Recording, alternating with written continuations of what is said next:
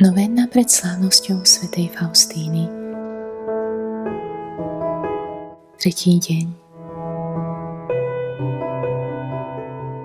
Naľavo od vchodu do kaplnky sa nachádza dom milosrdenstva pre mladé dievčatá.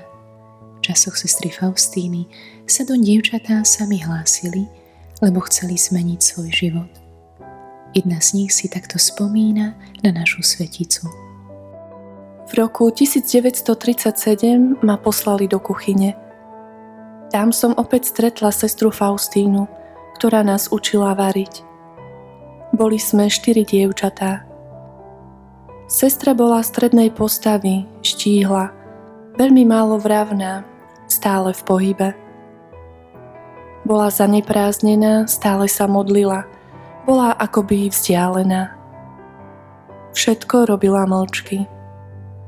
Keď sme ju oslovili, museli sme to zopakovať znova, lebo sestra Faustína nepočula na prvý raz. Neuvedomovali sme si, že sa stále modlí. Keď sme veľa hovorili, napomínala nás, že priveľa rečníme a radšej by sme sa mohli pomodliť. Svätá Faustína, horliteľka za spásu všetkých ľudí, oroduj za nás.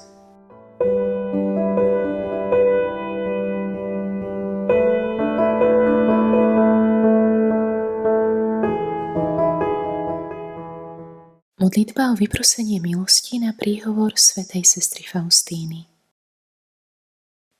O Ježišu, ktorý si svätú Faustínu urobil veľkou ctiteľkou tvojho nesmierneho milosrdenstva, udeľ mi na jej príhovor, ak je to v zhode s tvojou najsvätejšou vôľou milosť, o ktorú ťa prosím.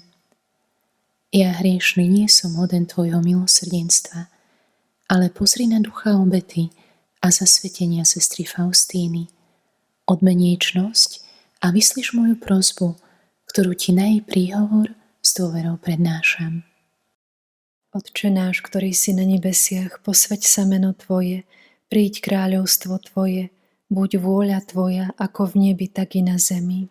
Chlieb náš každodenný daj nám dnes a odpusť nám naše viny, ako i my odpúšťame svojim vinníkom. A neuveď nás do pokušenia, ale zbav nás zlého. Amen. Zdravá Mária, milosti plná, Pán s Tebou, požehnaná si medzi ženami a požehnaný je plod života Tvojho Ježiš. Svätá Mária, Matka Božia, pros za nás hriešnych, teraz i v hodinu smrti našej. Amen. Sláva Otcu i Synu i Duchu Svätému, ako bolo na počiatku, tak nech je i teraz i vždycky, i na veky vekov. Amen. Svätá sestra Faustína, oroduj za nás.